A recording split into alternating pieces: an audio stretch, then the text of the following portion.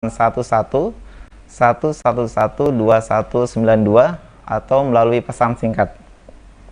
Alhamdulillah, Ustadz kita, Ustadz Zainal Abidin LCMM Hafizahullah Ta'ala sudah berada di tengah-tengah kita. Kepada Ustadz Zainal Abidin, falyatafaddal maskura.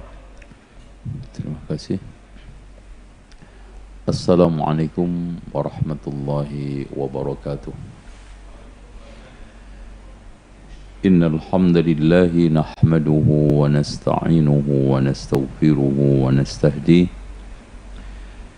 wa na'udzu billahi min shururi anfusina wa sayyiati a'malina. Man yahdihillahu fala mudilla lahu wa man yudlil fala hadiya lahu. Asyhadu an la ilaha illallah wahdahu la syarika lah wa anna Muhammadan abduhu wa rasuluh. Qala Allah azza wa jalla ya ayyuhan nasu ittaqu rabbakum alladhi khalaqakum min nafsin wahidah wa khalaqa minha zawjaha wa batha minhuma rijalan katsiran wa nisaa'a واتقوا الله الذي تساءلون به والأرحام إن الله كان عليكم رقيبا وقال عز وجل يا أيها الذين آمنوا اتقوا الله حق تقاته ولا تموتن إلا وأنتم مسلمون وقال عز وجل يا أيها الذين آمنوا اتقوا الله وقولوا قولا سديدا يصلح لكم أعمالكم ويغفر لكم ذنوبكم ومن يطع الله ورسوله فقد فاز فوزا عظيما فإن خير الحديث كتاب الله وخير الهدي هدي محمد صلى الله عليه وسلم وشر الأمور محدثاتها وكل محدثة بدعة وكل بدعة ضلالة وكل ضلالة في النار. Saudaraku seiman dan juga para pemirsa TV-TV Sunnah yang merelay, semoga pagi hari ini kita diberikan oleh Allah kecerahan hati dan kebeningan pikiran untuk bisa menangkap mutiara cahaya hikmah dari kitab Saidul Khatir karya Al-Allamah Abul Faraj Ibnul Jauzi rahimahullahu ta'ala. Kembali lagi kita menyoal kitab Saidul Khatir. Kemarin kita membahas uluwul himmah. Siapa mereka-mereka yang uluwul himmah? Ternyata mereka-mereka adalah kekasih Allah subhanahu wa ta'ala. Orang-orang yang sekarang ini lemah, malas, kalau memang begitu tidak patut untuk melalui jalan orang-orang yang memang dicintai dan juga menjadi kekasih Allah. Dan kata Ibnul Jauzi, walam ara fi uyubin nasi aiba.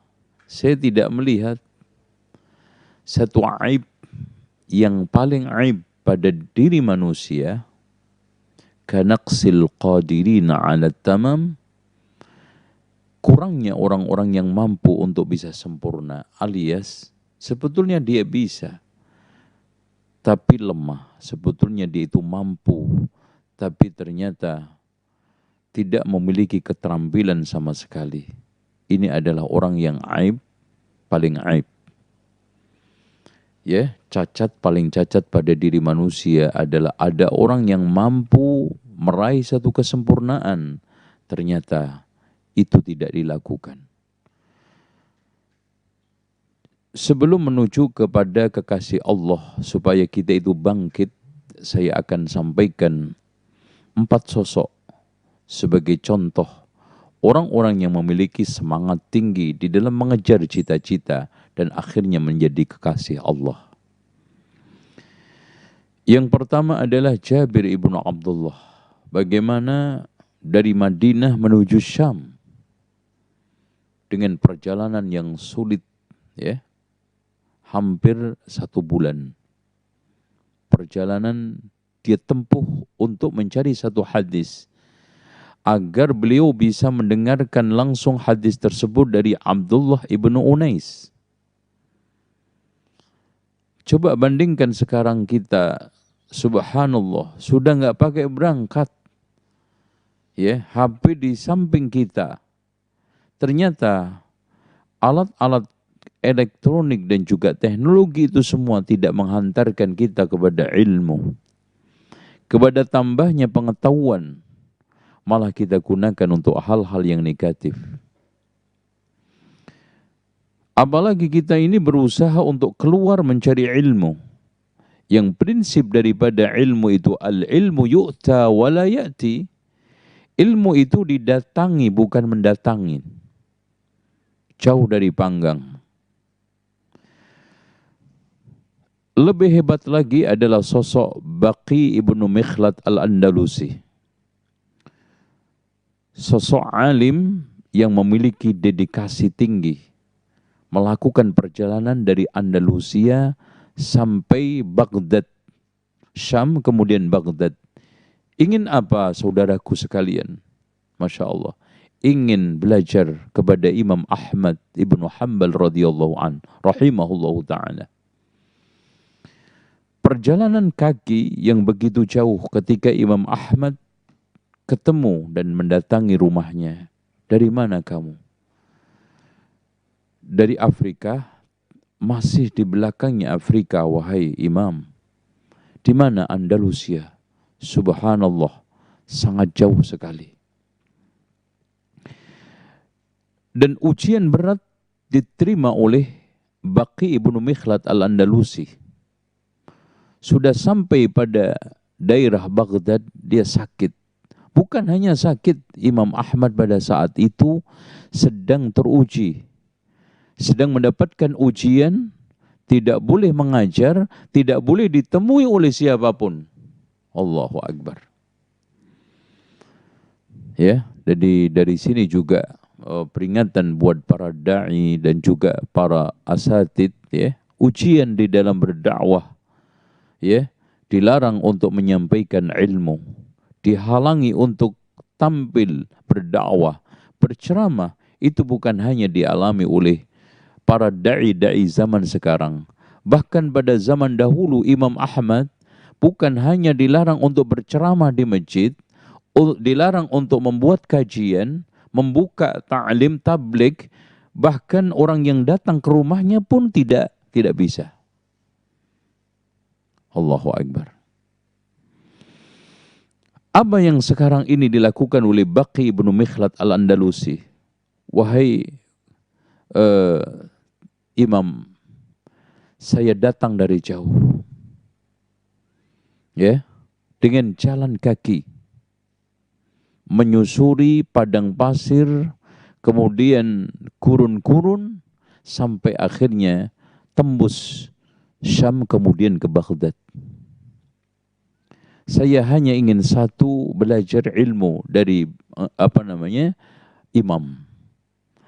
Akhirnya janjian dengan satu janjian rahasia, kalau kamu ingin tetap belajar ke saya, jangan sampai ada orang yang tahu bahwa kamu datang ke rumah saya untuk belajar. Akhirnya disiasati apa? Baqi ibnu Mikhlad al-Andalusi pura-pura menjadi gembel pengemis. Subhanallah. Untuk mendapatkan satu dua hadis, mendengarkan satu dua hadis dari imam mulia, Imamus Sunnah, yaitu Imam Ahmad ibnu Hanbal. Akhirnya hal itu dilakukan. Berangkatlah Baqi ibnu Mikhlad al-Andalusi dengan pakaian gembelnya, kemudian dengan mengenakan topi yang sangat kumel dan kumuh, dengan pura-pura menjadi pengemis. Ya, teriakan, "Shadaqah wahai fulan."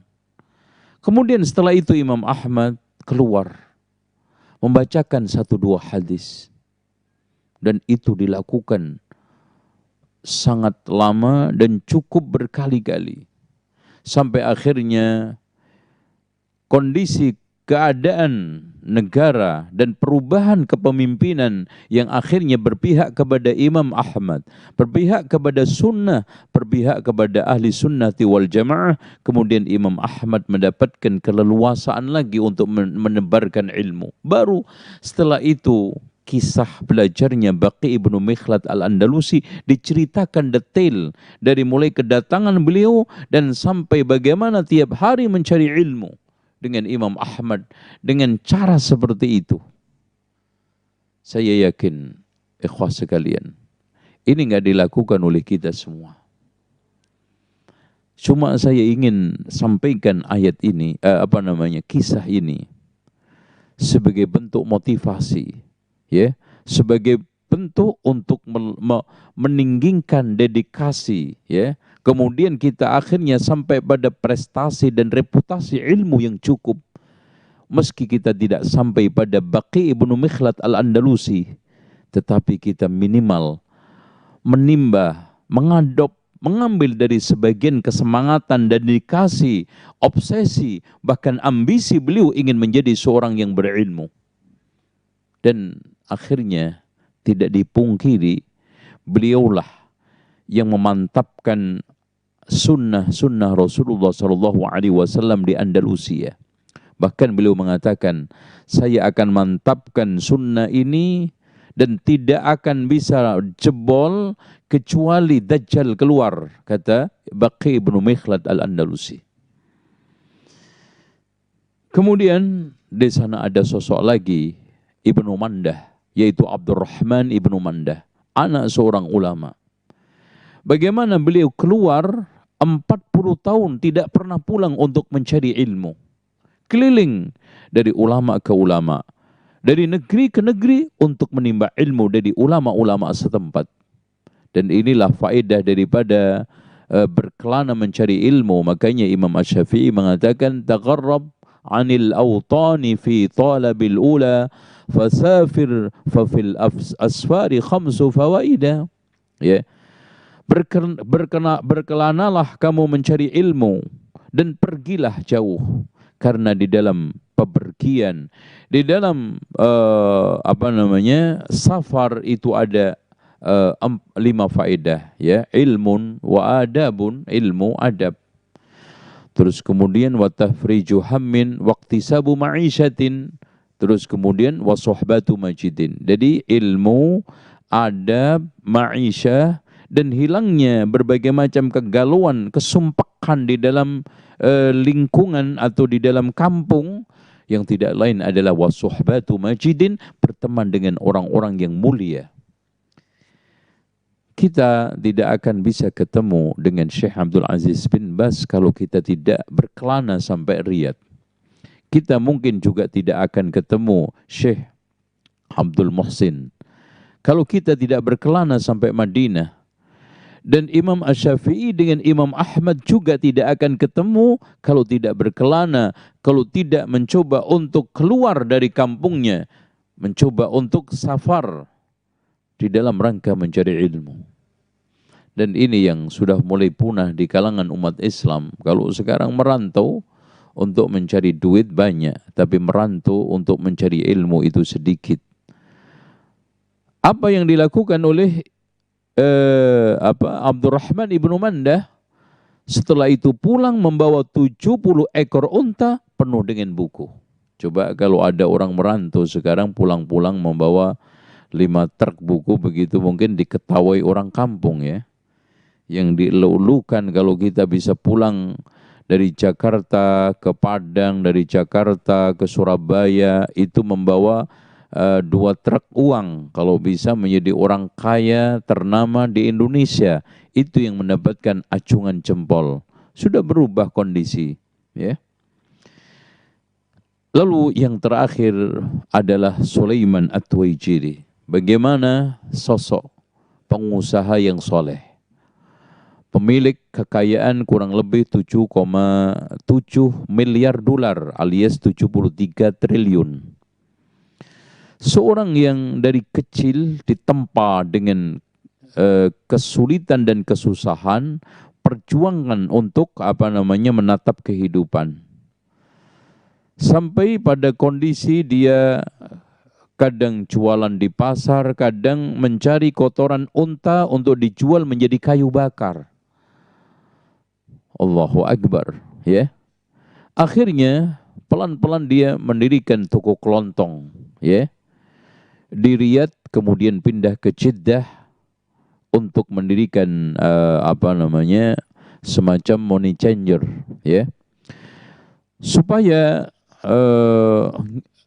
kos usahanya tidak meledak, maka berkas-berkas yang harus dikirimkan ke bandara Jeddah ketika itu, jarak dengan kantor beliau hampir 12 kilo dia tempuh dengan jalan kaki. Subhanallah.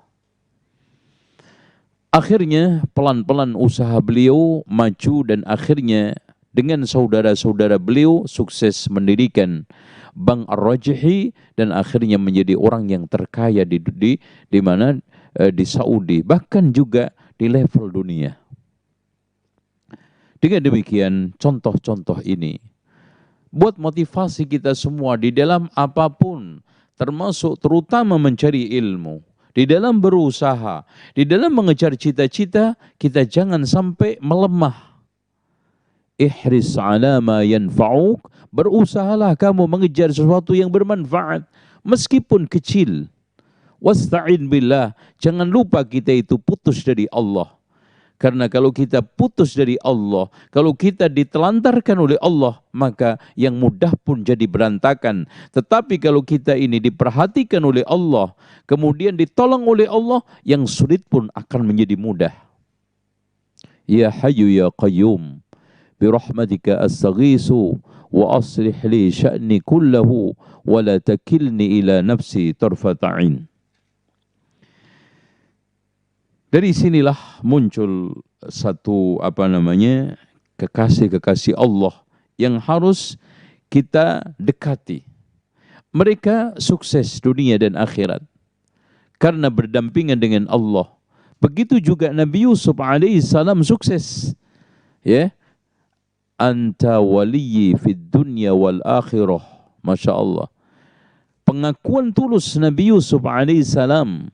Anta waliyyi fid dunya wal akhirah, ya Allah, engkaulah penolongku, kekasihku, ya, penguatku di dunia dan akhirat. Ya. Kalau memang seperti itu, tidak ada yang bisa mengalahkan siapapun yang sudah ditolong Allah, ya ikhwan. Tidak ada yang bisa mengalahkan siapa yang sudah dikuatkan oleh Allah. Tidak ada yang bisa melemahkan siapa yang sudah dikayakan oleh Allah. Tidak akan miskin. Siapa yang sekarang ini sudah diberikan sesuatu karunia Allah, tidak ada yang bisa menghalangi. Allahumma la mani'a lima a'taita, wa la mu'tiya lima mana'ta, wa la yanfa'u dhal jaddi minkal jadd. Oleh karena itu,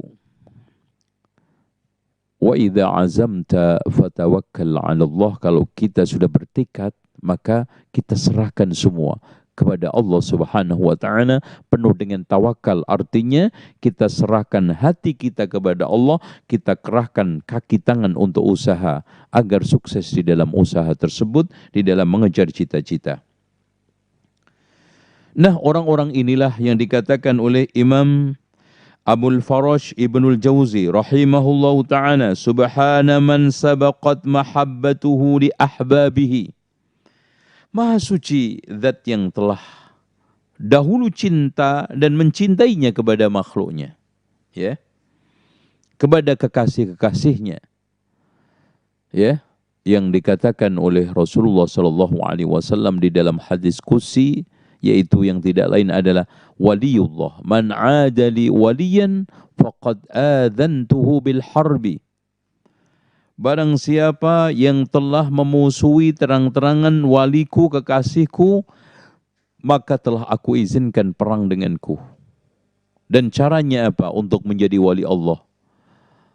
Ma taqarraba ilayya abdi, tidaklah seorang hambaku mendekatkan kepadaku bisyai'in ahabba ilayya, dengan sesuatu yang paling aku cintai, mimma aftarabtuhu, dengan sesuatu yang aku wajibkan. Dari sini ikhwah sekalian, untuk menuju pada tingkatan peringkatan waliullah itu dengan menunaikan kewajiban-kewajiban agama. Wala yazalu abdi yataqarrabu ilayya bin nawafil, tidaklah hambaku terus-menerus mendekatkan diri kepadaku dengan sunnah-sunnah illa ahbabtu, ya.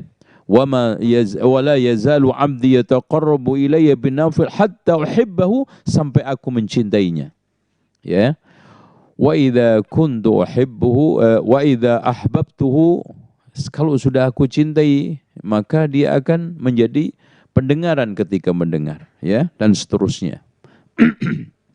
Intinya, kalau Allah Subhanahu wa taala sudah mencintai seorang hamba, maka segala sesuatu itu tidak akan ada kendala, tidak ada keburukan, dan tidak ada satu mara bahaya yang menghadangnya. Bagaimana tidak? Allah sendiri mengatakan, kuntu sam'ahu alladhi yasma'u bihi, aku akan menjadi pendengaran ketika dia mendengar. Wa basarahu alladhi yubsiru bihi, menjadi penglihatan ketika melihat. Artinya ketika dia itu melihat, ketika dia mendengar, ketika dia bekerja dan berjalan, semuanya di atas ridha Allah dan mendapatkan taufik dari Allah dan juga mendapatkan perlindungan dari Allah. Dan inilah sesuatu yang paling inti dalam kehidupan seorang mukmin, ya. Apa itu? Setiap langkahnya ditujukan untuk mengejar ridha Allah, tidak ada yang lainnya.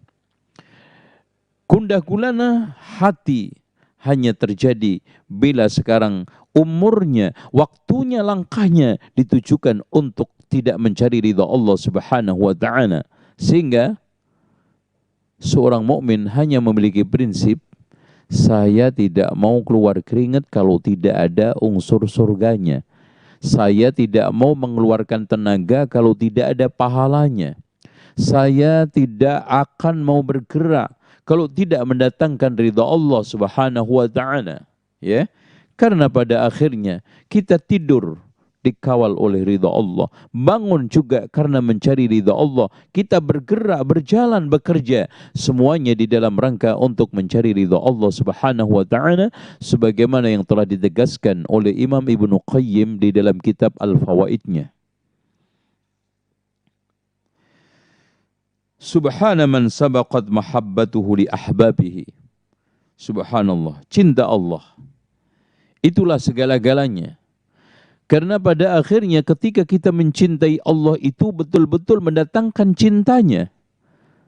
Kalau kita sekarang ini mencintai Allah pada akhirnya kandas, mendatangkan murka Allah, tidak menghadirkan cintanya, maka itu semua akan sia-sia. Bagaimana untuk menuju ke sana? Qul in kuntum tuhibbunallaha fattabi'uni. Katakan Muhammad, kalau kamu mengklaim cinta Allah, maka ikutilah aku. Tadbiqus sunnah, menerapkan ajaran yang telah diajarkan oleh Rasulullah sallallahu alaihi wasallam, menerapkan berbagai macam syariat, tuntunan yang telah dituntunkan, bimbingan yang telah dibimbingkan oleh Rasulullah sallallahu alaihi wasallam. Itu tanda secara global orang yang mencintai Allah Subhanahu wa taala. Kalau tidak, semuanya adalah ikauan belaka. Makanya kata Al-Hasanul Basri bahwa Allah Subhanahu wa taala ketika banyak orang yang mengklaim cinta kepadanya, maka Allah turunkan surat ujian, qul in kuntum tuhibbunallaha fattabi'uni. Ini adalah surat atau ayat ujian bagi orang yang mengklaim cinta kepada Allah Subhanahu wa taala. Karena pada akhirnya kalau orang ta'sil ilaha wa anta taz'um hubbahu wa hadha la'amri fil qiyasi la syani'u. Kau bermaksiat kepada Allah Subhanahu wa taala, mengklaim cinta kepadanya, ini semua di dalam pengkiasan sesuatu yang sangat tidak masuk akal. Enggak mungkin, ya. Sama aja, kullun yadda'i waslan bil laila wal laila lam tuqirru bidzaka. Semua punya hubungan sama Laila, tetapi Laila tidak mengakui hubungan tersebut. Untuk apa kalau memang begitu? Dengan demikian, lebih rinci lagi. tanda orang itu dicintai oleh Allah. Disebutkan di dalam firman Allah surat Al-Maidah ayat 54. Ya ayyuhalladzina amanu. Otomatis semua wali Allah, kekasih Allah itu, ala inna awliya Allah, ya, ketahuilah wali-wali Allah itu la khaufun alaihim walahum yahzanun. Tidak ada rasa takut, tidak ada rasa sedih, takut menghadapi masa depan, sedih dengan sesuatu yang masa lalunya, tidak. Siapa mereka? Alladzina amanu wa kanu yattaqun. Mereka itu adalah orang-orang yang beriman dan bertakwa. Ketakwaan itulah sebagai landasan dasar orang itu meraih tingkatan peringkatan wali Allah. Iman itulah sebagai landasan kita mendapatkan pengakuan wali Allah di hadapan Allah Subhanahu wa taala. Dan akhirnya Allah juga menjadi walinya. Allahu waliyul ladzina amanu yukhrijuhum minadh-dhulumati ilan nur. Dan kalau sudah seperti itu, pertolongan akan selalu bersama dia. Pertolongan Allah, jaminan Allah. Makanya Masya Allah, ada kisah yang menarik. Pada saat beberapa orang datang kepada Umar bin Abdul Aziz. Ketika itu mengadukan nasib anak-anaknya yang masih kecil, yang butuh penghidupan. Sehingga di antara mereka usul, wahai Amirul Mukminin, tolonglah dikasih bagian daripada harta negara untuk anak-anakmu yang masih kecil, untuk masa depannya. Untuk kehidupan nanti barangkali kamu meninggal dunia, untuk pegangan dia. Apa kata beliau? Anakku yang saya tinggalkan nanti tidak lepas dari salah satu di antara dua. Anak saya itu soleh atau anak saya itu toleh alias jahat. Kalau soleh, Allah Subhanahu wa taala berfirman, "Inna waliyallahu alladzi nazzala al-kitaba wa huwa yatawalla salihin." Sesungguhnya kekasihku adalah Allah yang menurunkan Alkitab yang menjamin orang-orang soleh. Wahai fulan, insya Allah anak-anakku nanti kalau soleh akan dijamin oleh Allah. Saya tidak akan melakukan untuk mengambil harta negara ini untuk anak-anak saya.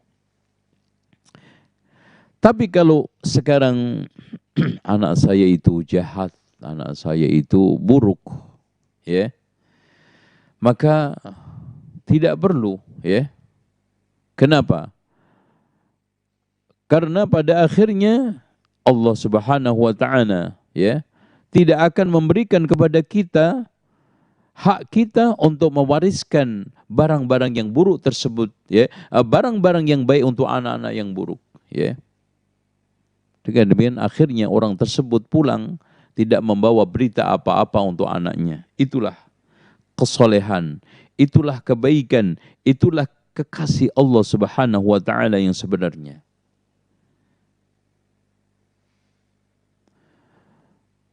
Wa bima an'amta 'alayya falan akuna dhahiran lil mujrimin. Akhirnya beliau membacakan ayat, dengan nikmat Allah aku tidak akan menjadi penolong orang-orang yang mujrim, wahai fulan.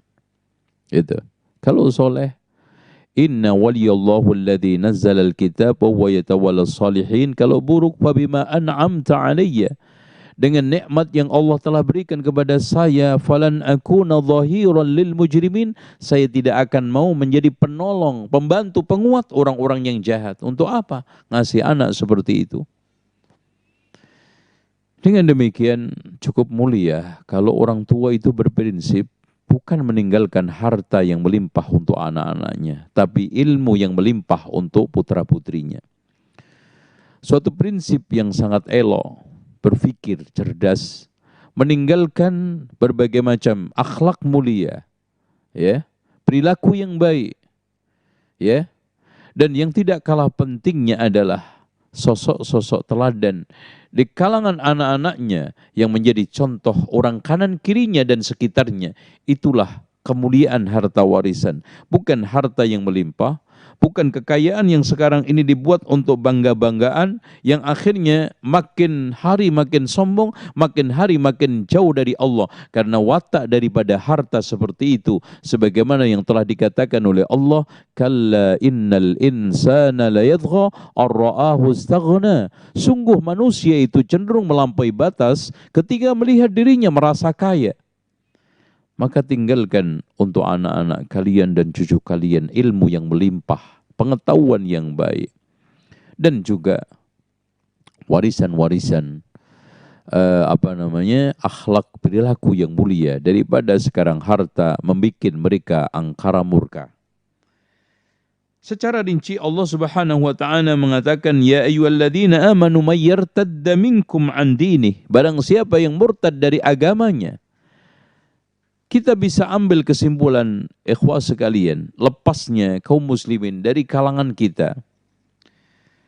Dan sekarang murtadnya kaum muslimin dari kalangan kita memang membuat kita kadang-kadang tersentak, sedih.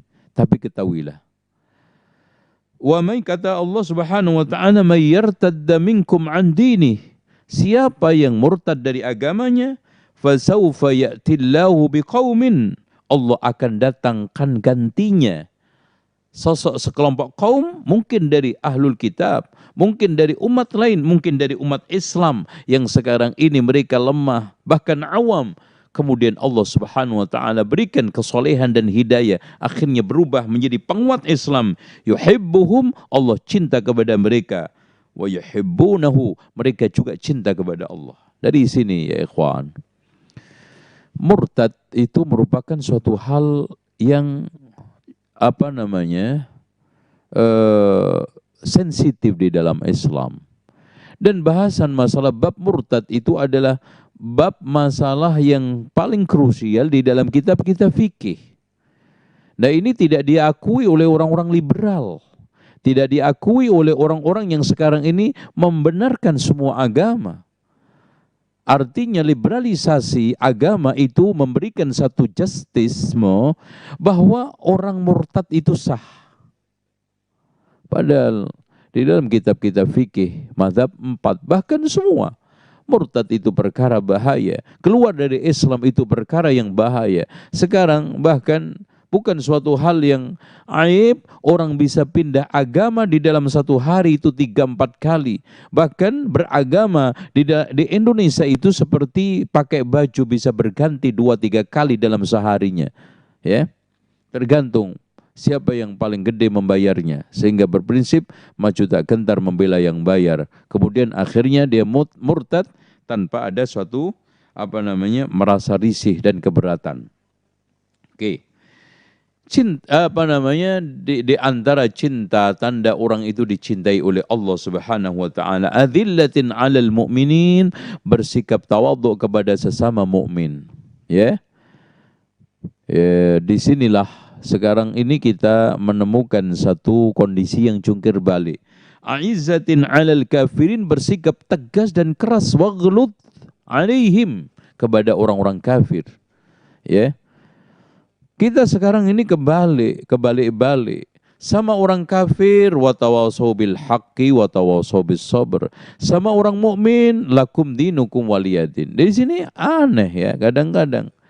Sama orang non-muslim kita berakrab-akrab, bermanis-manis. Yang dikatakan oleh Allah, adzillatin 'alal mu'minin, a'izzatin 'alal kafirin.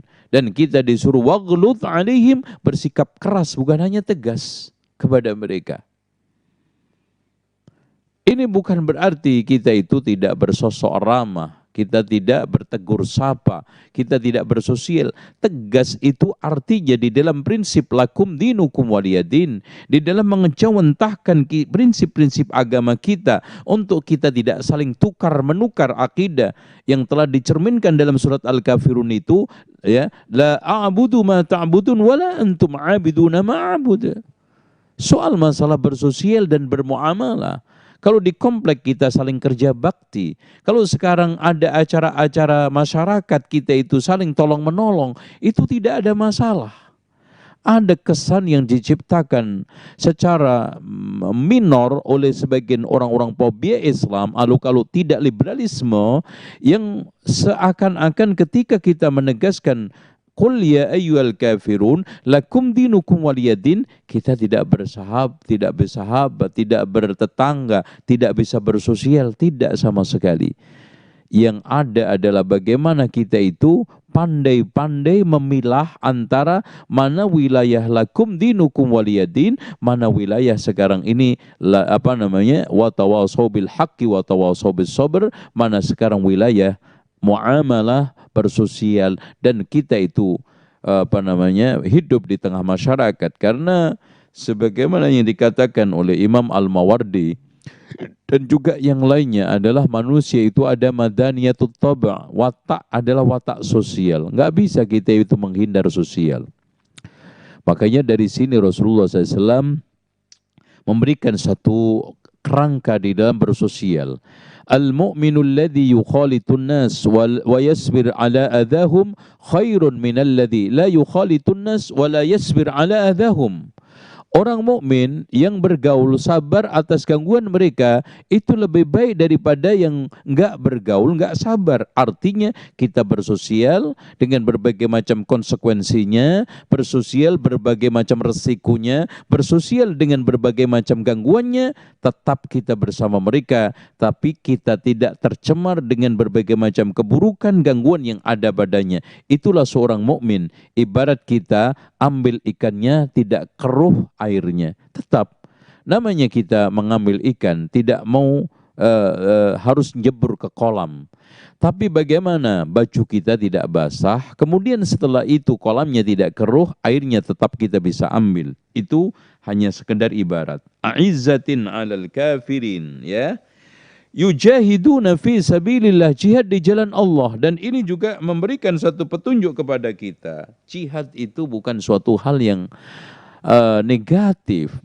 Jadi usulan-usulan untuk menghilangkan materi jihad dari pesantren, dari materi-materi fikih Islam, itu suatu usulan yang pandir, ya, usulan yang jahil. Kenapa?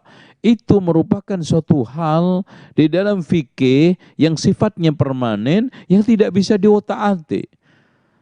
Oke, fikih hasil ijtihad itu merupakan suatu hal yang bervariatif. Tetapi dasar ijtihad yaitu Quran, sunnah, ijma' tidak bisa diotak-atik lagi. Kita telah mendapatkan banyak ayat-ayat jihad melimpah di dalam Al-Quran, ya. Ya. Terus kemudian kita juga mendapatkan hadis-hadis, bahkan di dalam kitab-kitab kutubus sittah selalu disediakan khusus babul jihad, kitabul jihad. Bahkan Masya Allah, kitab terpanjang di dalam Sahih Bukhari setelah sholat itu adalah kitabul jihad wal ghazawat, ya, kitabul jihad dan perang. Bagaimana akan dihapuskan, bagaimana akan dihilangkan, itu tidak mungkin, ya. Terus kemudian wala yakhafuna laumata laim, dia tidak takut, tidak gentar dengan berbagai macam teror dan serangan. Dan itu suatu watak daripada dakwah dan sunatullah di dalam berdakwah, ya. Nabi Nuh diteror oleh kaumnya, dikatain tukang sihir. Nabi Ibrahim diteror oleh Namrud, diteror oleh bapaknya, diteror oleh kaumnya.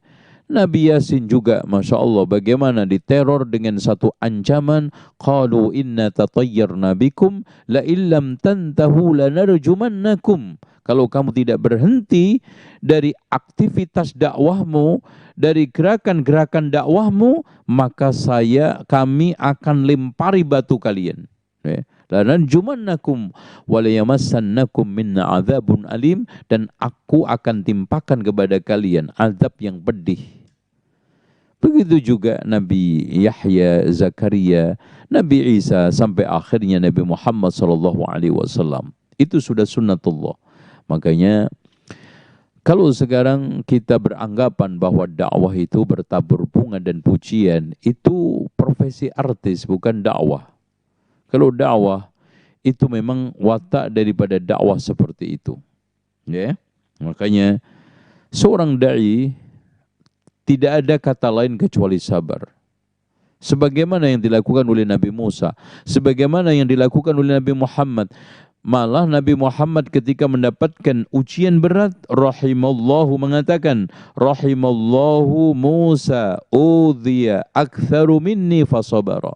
Semoga Allah merahmati Nabi Musa alaihissalam yang telah diganggu lebih berat daripada saya, tapi masih bisa bersabar. Makanya dari sini hikmah, kenapa di antara sekian nabi, kisah-kisah nabi di dalam Al-Quran, terbanyak diceritakan di dalam Al-Quran, nama Nabi yang disebutkan terbanyak di dalam Al-Quran adalah Nabi Musa, hampir lebih 400 kali, karena memang ada kesamaan sosok, ada kesamaan nasib, ada kesamaan milieu, ada kesamaan tantangan. Ya, bahkan kalau kita lihat di dalam satu hadis Rasulullah SAW ketika ditampakkan umat-umat Nabi dan umat beliau, umat Nabi Musa pun hampir mirip dengan umatnya Nabi Muhammad, sawadun adim, ya, wallahu a'lam bishawab. Baik. Ya, dzalika fadlullah yu'tihi man yasha, itulah karunia Allah. Orang diganggu tetap bisa tegar, bersabar, itu adalah karunia Allah, ya. Makanya la yazalu ta'ifatun min hadhil ummah zahirin alal haq, ya, tetap tegar di atas kebenaran, ya. La yadurruhum man khadalahum, tidak akan membahayakan cacian, cercaan, teror dan yang lainnya akan aktivitas mereka. Tetap istiqamah. Itulah bahkan di dalam lafaz lain sampai dikatakan oleh Rasulullah SAW, hatta yuqatila akhiruhum masihad dajjal, sampai akhir daripada kelompok ini memerangi Masihud Dajjal, la'natullahi alaih, ya. Wallahu sami'un alim, Allah adalah zat yang maha mendengar dan wasi'un alim, luas dan alimun mengetahui. Famadahahum ala, kita lanjutkan ucapan Ibnul Jauzi, famadahahum ala ma wahabalahum, Allah puji mereka terhadap apa yang mereka karuniakan. Pujian baik seperti tadi. Adzillatin 'alal mu'minin, a'izzatin 'alal kafirin. Kekasih Allah. Ya, kekasih Allah. Allah puji dengan adzillatin 'alal mu'minin, a'izzatin 'alal kafirin, yujahiduna fi sabilillah wa la yakhafuna laumata laim. Semuanya adalah pujian. Ya. Bahkan walladzina amanu asyaddu hubban lillah. Adapun orang-orang yang beriman lebih mencintai Allah Subhanahu wa taala. Ini pujian juga. Washtara minhum ma a'tahum, Allah beli dari mereka dengan sesuatu yang Allah berikan. Masya Allah. Allah karuniakan tubuh kita, harta kita. Allah beli lagi, subhanallah. Makanya Allah Subhanahu wa taala berfirman, innallaha ashtara minal mu'minina anfusahum wa amwalahum bi anna lahumul jannah. Subhanallah. Allah berikan nyawa ini kepada kita, tubuh kita, semuanya. Tidak ada yang tidak datang dari Allah Subhanahu wa taala, sampai Allah mengatakan fa bi ayyi ala'i rabbikuma tukadziban. Begitu hebat karunia Allah kepada kekasihnya, Allah beli lagi dengan surga. Kalau kita berikan kepada Allah Subhanahu wa taala, kalau tubuh kita ini kita jual kepada Allah, kalau harta ini kita jual kepada Allah Subhanahu wa taala, Allah beli dengan surga. Innallaha ashtara minal mu'minina anfusahum wa amwalahum bi anna lahumul jannah yuqatiluna fi sabilillah. Jadi perang di jalan Allah Subhanahu wa taala. Ya. Dengan demikian, jual beli dengan Allah itu sebetulnya sangat menguntungkan. Sebetulnya harta kita itu berapa sih? Tubuh kita itu senilai apa? Bandingkan dengan surga. Makanya Rasulullah SAW mengatakan, man khafa adlaj. Siapa yang takut pasti mengejar, meskipun harus merabas kegelapan malam. Meskipun harus bangun di malam hari penuh dengan kecapean dan memerangi tidur. Waman adzlaja balaghal manzila. Siapa yang mau berjalan malam hari untuk mengejar sesuatu itu, maka akan sampai pada tujuannya. Ala inna sil'atallahi ghaliyah. Ketahuilah barang dagangan Allah itu sangat mahal. Ala inna sil'atallahil jannah. Ketahuilah barang dagangan Allah itu surga. Dengan demikian, Ikhwah sekalian yang dirahmati oleh Allah Subhanahu wa taala. Mari kita mencoba bersama-sama untuk merenungkan kondisi kita. Apakah kita termasuk kekasih Allah Subhanahu wa taala? Di antara ciri yang disebutkan oleh Ibnul Jauzi, dia telah sanggup berjual beli dengan hartanya, dengan jiwa raganya untuk mendapatkan surga Allah Subhanahu wa taala. Yang itu datang dari Allah Subhanahu wa taala. Washtara minhum ma a'tahum. Ataukah kita lebih rela jual beli dengan syaitan? Kita tukarkan harta kita miliaran untuk membeli narkoba. Kita sekarang ini tukarkan tubuh kita yang cantik atau yang tampan, tubuh kita yang gagah untuk syaitan. Kita tampilkan, kita pamerkan. Dengan pamer aurat akhirnya kita mendatangkan murka Allah, cinta syaitan. Sementara Allah Subhanahu wa taala menegaskan kepada kita, alam ahadi ilaikum ya bani adam alla ta'budu syaitan innahu lakum aduwwum mubin. Bukankah telah aku ambil perjanjian atas kalian wahai anak Adam, jangan sembah itu setan, sesungguhnya dia adalah musuhmu paling nyata. Sekarang mari kita gunakan kecerdasan kita yang diberikan oleh Allah meski secuil. Mana yang lebih menguntungkan? Berdagang, berjual beli dengan iblis, dengan syaitan, atau berjual beli dengan Allah Subhanahu wa taala yang Allah telah menegaskan, innallaha ashtara minal mu'minina anfusahum wa amwalahum bi anna lahumul jannah. Kita kerahkan jiwa raga kita kalau kita memang tidak memiliki harta untuk Islam, untuk dakwah, untuk menyebarkan din, agama sunnah, termasuk ahli sunnati wal jamaah. Ini sudah mulai tersisih, terasing. Dan lambat laun kita tidak akan mendapatkan tempat kalau kita tidak gigih di dalam mendebarkan dakwah.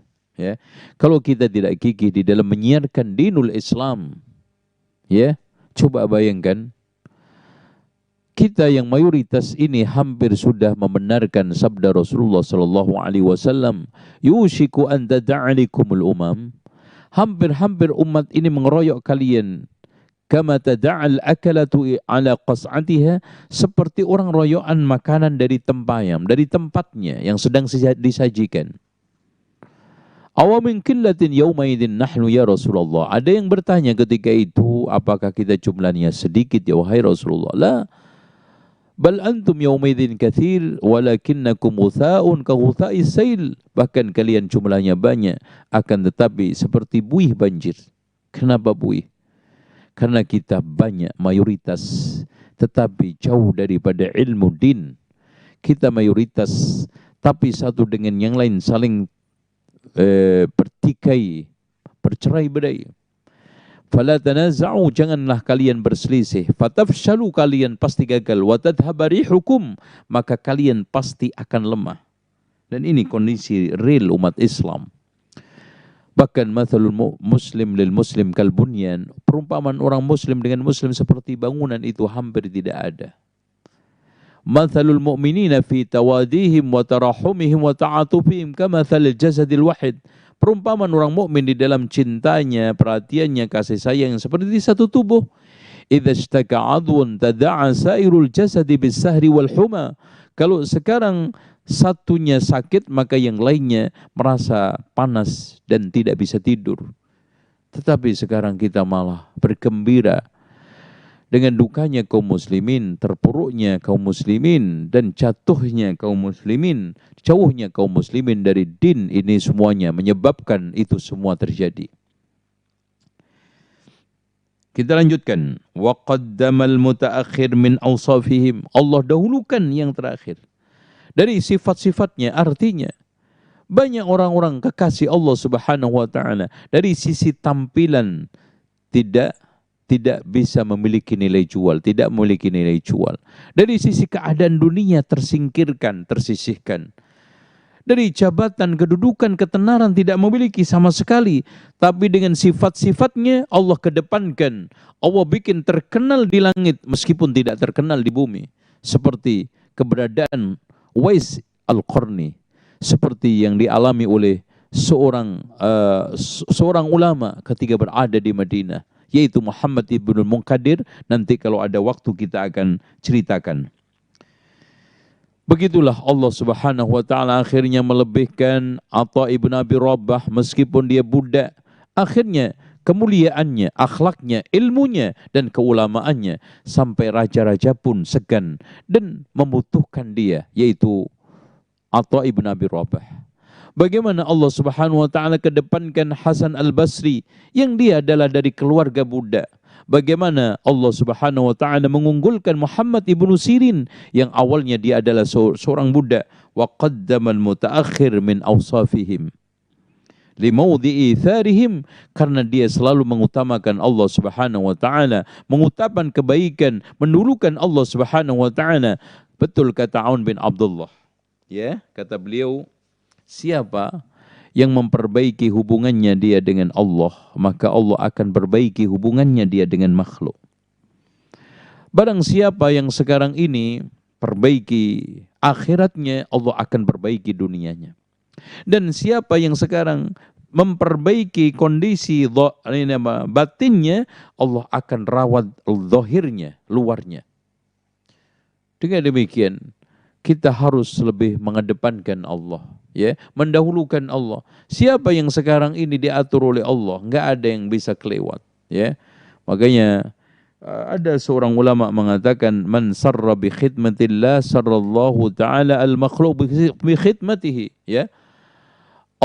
Barang siapa yang sekarang ini barang siapa yang sekarang ini senang melayani Allah, Allah akan senang melayani dia, ya. Jadi Allah akan senang melayani dia. Artinya kita lebih banyak melayani Allah daripada melayani makhluk. Lebih mengedepankan Allah daripada makhluk. Siapa yang terbiasa dengan itu, insya Allah dengan sendirinya akan dibangun kebaikan dengan makhluk. Hablum minan nasnya baik. Dan Allah perbaiki kondisi-kondisinya dengan makhluk. Makanya betul kata Rasulullah SAW, man talaba ridallah bisakhatin nas radhiyallahu an wa ardhan nas ali. Barang siapa yang mencari ridha Allah, konsekuensinya adalah dimurka, dimarah, dicela oleh makhluk, Allah akan ridha kepada dia dan Allah akan buat makhluk ini ridha sama dia, senang sama dia. Apa yang sekarang bisa menghalanginya? Kalau orang itu sudah ditolong oleh Allah, dan tidak akan ada yang bisa menyelamatkan kalau sudah dijatuhkan oleh Allah. Qulillahumma malikal mulki tu'til mulka man tasha wa tanzi'ul mulka mimman tasha wa tu'izzu man tasha wa tudhillu man tasha. Allah jayakan siapapun yang dikehendaki, tapi Allah jatuhkan siapa saja yang juga dia kehendaki. Maka jangan lepas dan pisah dari Allah. Ya Hayyu ya Qayyum bi rahmatika astaghiitsu wa aslih li sya'ni kullahu wa la takilni ila nafsi tarfat 'ain. Kita lanjut sedikit. Wa baha bihim fi shaumihim, Allah bangga dengan puasa mereka. Wa ahabba khulufa afwahihim, dan Allah sukai, ya, bau mulutnya mereka karena puasa mereka. La khulufu fammis shaim atyabu 'indallahi min rihil misk. Ya, bau mulutnya orang yang berpuasa itu lebih harum di sisi Allah ketimbang minyak kasturi. Karena kemuliaan sosoknya, kemuliaan pelakunya, kemuliaan kekasih-kekasih Allah di hadapan Allah Subhanahu wa ta'ala, sampai bau mulutnya dihargai seperti itu. Subhanallah. Apakah di antara kita tidak bangga dan tidak ingin terus mencoba bagaimana kita itu bisa menjadi kekasih Allah dengan merealisasikan apa-apa yang mendatangkan cinta Allah Subhanahu wa ta'ala? Kalau sudah seperti itu, Allahu waliyyul ladzina amanu yukhrijuhum minadh-dhulumati ilan nur. Allah akan keluarkan dari kegelapan menuju cahaya, kegelapan ilmu menuju kegelapan bodoh menuju cahaya ilmu, kegelapan dunia menuju kesuksesan, kegelapan akhirat neraka menuju surga. Intinya Allah Subhanahu wa ta'ala akan mengaturnya, akan membuatnya dia itu berada di dalam berbagai macam kebaikan yang ada. Ya laha min halatin masunatin, Betapa indahnya kondisi kehidupan yang sangat terjaga. La yaqdiru 'alaiha kulla talibin, yang tidak dimampui setiap orang yang mengejarnya. Wala yablughu kunha wasfiha kulla khatibin, yang tidak bisa disifati oleh setiap khatib-khatib yang ada untuk mensifati sifat-sifatnya, karena begitu dalam, begitu indah, dan begitu mulia. Dan inilah orang-orang yang rahasia di hadapan Allah. Innallaha yuhibbul 'abdat taqiyyal ghaniyal khafiyya. Allah mencintai, kata Rasulullah di dalam hadis Muslim, Allah mencintai seorang hamba yang bertakwa, yang berkecukupan, dan khafi, yang menjaga rahasia-rahasia di antara Allah dengan dia. Ikhwah sekalian, mungkin kita sekarang ini mendapatkan keselamatan. Di Jakarta ini kita tinggal, sehingga Allah Subhanahu wa ta'ala tidak menimpakan bencana kepada kita, karena berkat doa orang yang ikhlas, yang tersamar, tidak diketahui oleh manusia.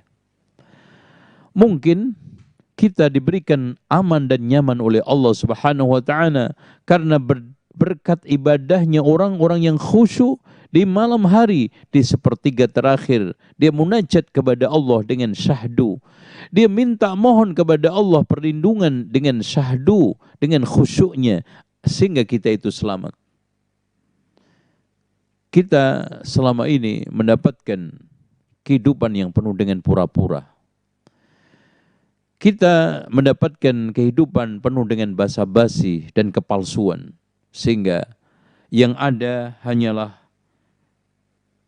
kebohongan, kepalsuan, dan penipuan, sehingga tampilan-tampilan kita penuh dengan kemunafikan.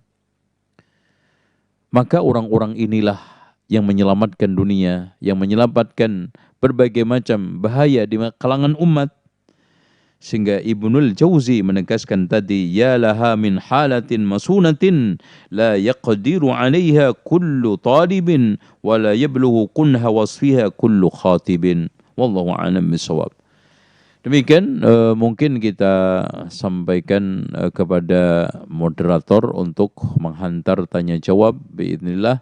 Mudah-mudahan Allah Subhanahu wa ta'ala memberikan karunia ilmu yang bermanfaat dari apa yang saya sampaikan, dan mengampuni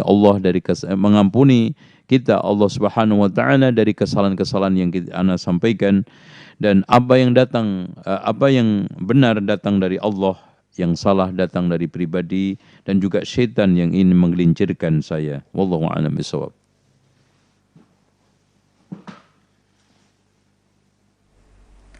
Alhamdulillahirrabbilalamin. Wassalatu wassalamu ala rasulillah Muhammadin wa ala alihi wa sahbihi azmain, amma ba'd. Ikhwani fillah, azani Allah wa iyyakum. Alhamdulillah, telah kita simak dan dengar bersama ilmu yang telah disampaikan oleh Ustadz kita, Ustadz Zainal Abidin LSI-MM Hafizahullah Ta'ala. Kami ucapkan jazakallahu khairan, barakallahu fikum. Semoga ilmu yang telah beliau sampaikan menjadi ilmu yang bermanfaat untuk kehidupan dunia dan terutama akhirat kita. Semoga Allah Subhanahu wa ta'ala menjaga Ustadz, menambah ilmu Ustadz, dan menjaga keluarga Ustadz. Bagi pemirsa TV yang ingin bertanya langsung kepada Ustadz, bisa melalui telepon di 0811 111 2192 atau melalui pesan singkat. Nah, jadi kami ulang kembali, pemirsa TV yang ingin berinteraktif, silakan di 0811 111 2192. Ya, ada pesan atau telepon langsung. Assalamualaikum.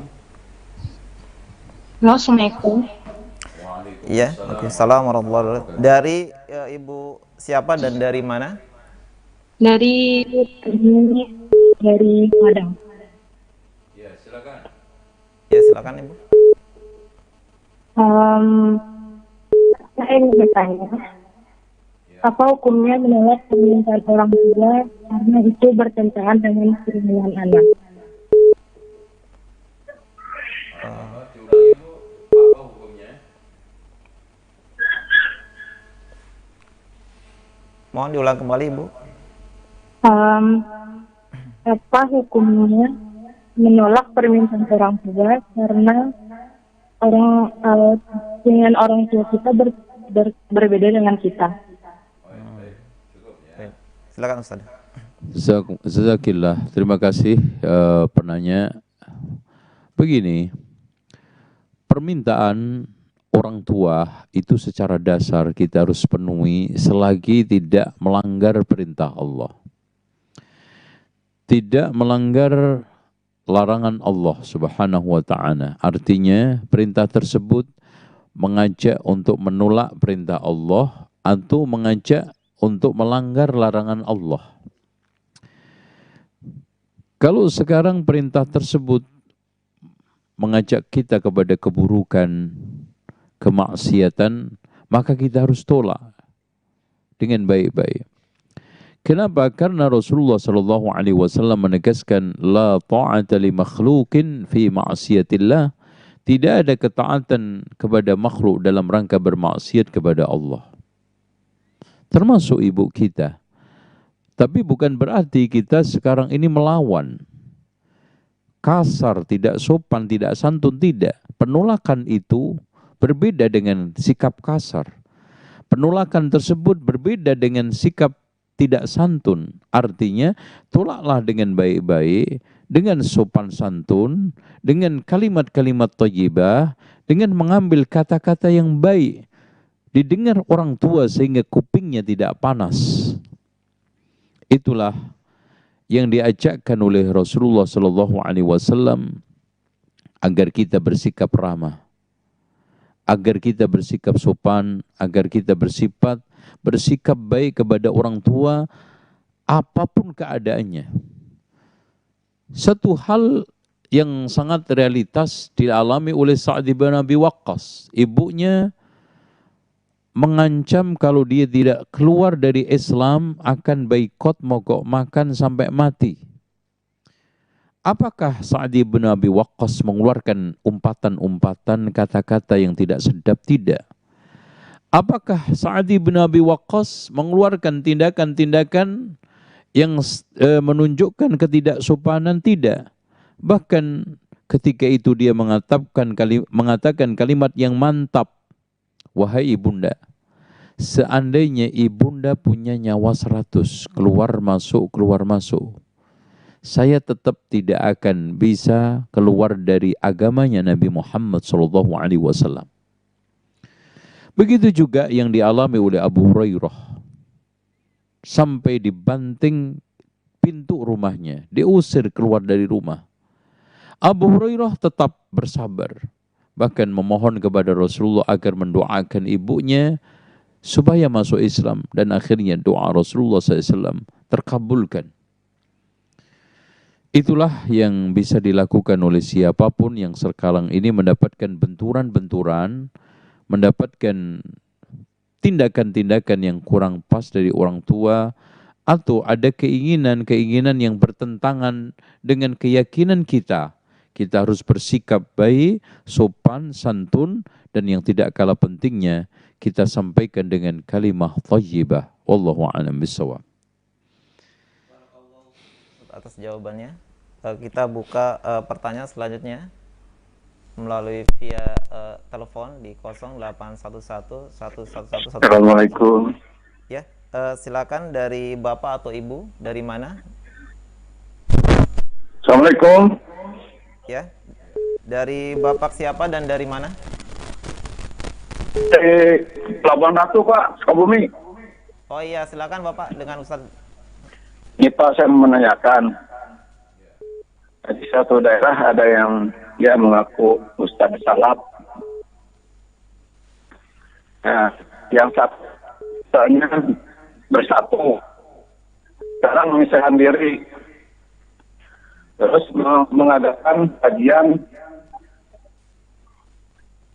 salaf, tapi tidak akur ini Pak. Jadi harus yang mana saya ikuti? Iya. Terima kasih. Assalamualaikum warahmatullahi wabarakatuh. Waalaikumsalam warahmatullahi wabarakatuh. Bapak yang budiman, dan semoga Allah Subhanahu wa ta'ala memberikan hidayah kepada kita.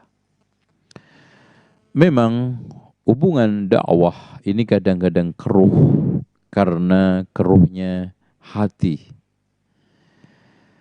Makanya disinilah dibutuhkan salamatus sadri, selamatnya hati. Kemudian akan menimbulkan salamatul lisan, selamatnya lisan. Kemudian akhirnya mendapatkan salamatul fi'li, tindakan. Dari 3 keselamatan ini, salamatus sadri, salamatul lisan, salamatul fi'li ini penting. Salamatul qalbi dari dengki, iri, hasad, persaingan, dan yang lainnya. Yang kadang-kadang lebih lembut karena dibungkus dengan aktivitas dakwah, dengan aktivitas kajian. Sementara Rasulullah SAW telah memberikan suatu perkara yang sangat indah buat kita. Al-Muslim man salimal muslimuna min lisanihi wa yadihi. Yang namanya Muslim adalah orang Muslim lainnya selamat dari lisan sama tangannya. Ya, tindakan kita selamat, lisan kita selamat, hati kita yang itu adalah pangkal dari seluruh keselamatan adalah salamatus sadri, itu juga. Makanya yang datang nanti di akhirat dipuji oleh Allah, yauma la yanfa'u malun wala banun illa man atallaha biqalbin salim, yaitu salim dari berbagai macam syirik, ya, salim dari berbagai macam bid'ah. Makanya di antara para ulama Abu Utsman An-Naisaburi memberikan satu tafsir, salimun minal bid'ah wa mutmainnun bis sunnah. Selamat dari bid'ah, tenang dengan sunnah, itu hati yang selamat. Dan juga Ibnul Jauzi, Ibnu Qayyim di dalam banyak kitabnya di dalam masalah ini, terutama di dalam kitab Ighatsatul Lahfan, memberikan satu penjelasan cukup detail, api, rinci bagaimana makna, gambaran daripada hati yang selamat. Selamat dari berbagai macam kedengkian, kesombongan, dan juga benturan-benturan yang tidak baik di dalam Islam ini dihindarkan semuanya. Ya, penanya yang budiman, ya, sekarang ini kita kalau bersikukuh dengan berbagai macam ego pribadi, memenangkan ego pribadi, maka itu semuanya jauh daripada panggang. Tidak akan kita bisa menemukan islah. Makanya kita mencoba, siapapun kaum muslimin, siapapun orangnya, pertama kita harus tajarrud dulu, mencoba ikhlas mencari kebenaran tanpa memandang bulu siapa. Karena kata Ali bin Abi Thalib, kenalilah kebenaran, kamu akan kenal siapa yang benar. Ya, maka di sini saya kasih catatan, ikuti orang karena dia benar, jangan mengikuti kebenaran karena orang. Nah, kita kalau sekarang mendapatkan konflik begitu, jangan juga kita menjadi bagian daripada konflik. Jadilah bagian daripada solusi, penengah, islah antara mereka. Ya. Dan pihak-pihak yang pihak-pihak yang konflik bertikai, hendaklah sadar akan berbagai macam ajakan firman Allah, ya, wa'tasimu bihablillah innamal mu'minuna ikhwatun, dan yang lainnya banyak sekali, wala tanaza'u fatafshalu wa tadhhaba rihukum. Dan juga Rasulullah SAW menegaskan, dan ini tolong dicamkan kepada semua pihak.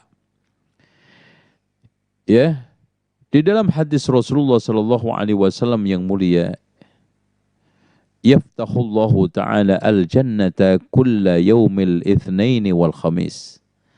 Allah membuka pintu surga setiap Senin dan Kamis. Fayaghfirullahu ta'ala likulli muslimin la yushriku billahi syai'a.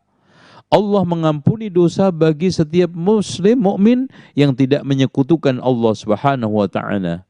Illa, kecuali, illa rajulun bainahu wa baina akhihi syahna, kecuali orang antara saudaranya ada pertikaian. Qila, dikatakan kepada malaikat pengangkat amal, pencatat amal, anziru, tundahlah, hatta yastalihah, sampai damai. Dan Rasulullah SAW juga menegaskan, la yahillu li mu'minin ay yahjura akhahu fawqa salasin. Tidaklah patut bagi seorang mukmin mendiamkan saudaranya lebih daripada 3 hari. Yu'ridu hadha fa yu'ridu hadha. Ini berpaling dari ini berpaling dari ini. Fa khairuhum alladhi yabda'u bisalam, yang terbaik dari keduanya adalah yang memulai salam. Terutama yang bertikai adalah tokoh agama. Yang bertikai adalah yang pengampu kajian. Ini hendaknya dihindarkan sebisa mungkin. Bahkan kita harus dasarkan atas tanasuh.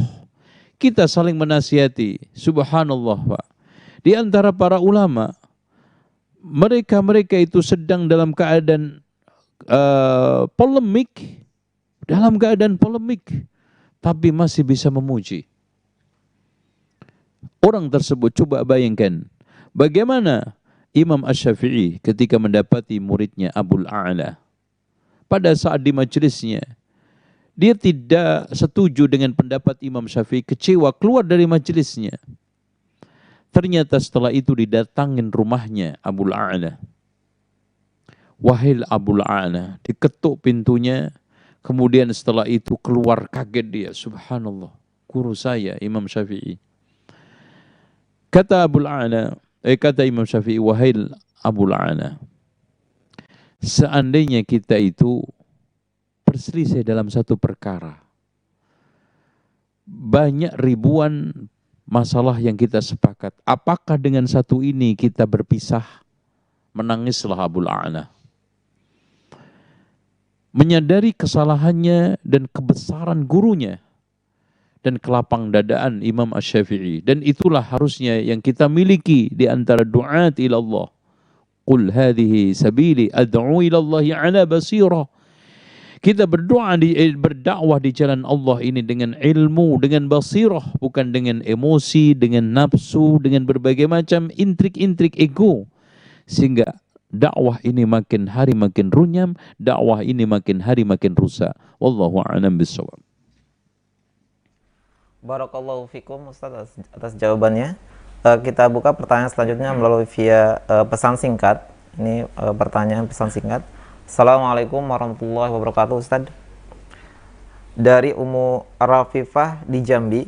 Ustaz, saya mau bertanya, apa hukumnya pulang ke rumah orang tua yang qadarullah sekarang PSBB di daerah tersebut sudah tidak ada lagi?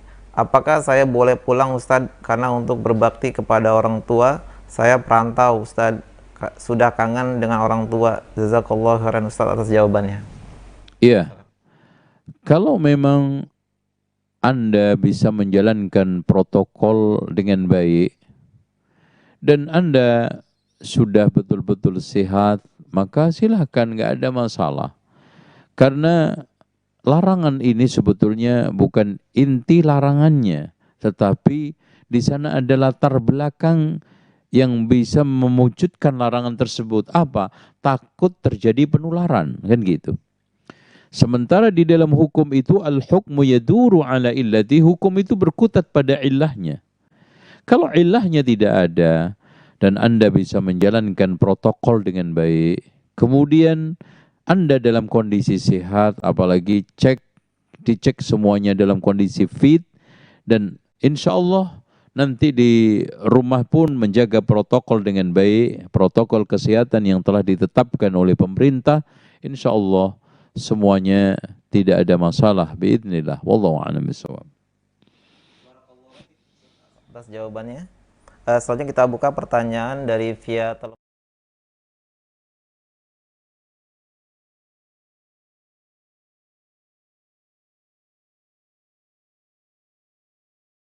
Cappuccino, double shot, dan masih banyak lagi. Dengan desain yang elegan, eye-catching, dan material yang berkualitas. Dilengkapi dengan handle yang nyaman digunakan.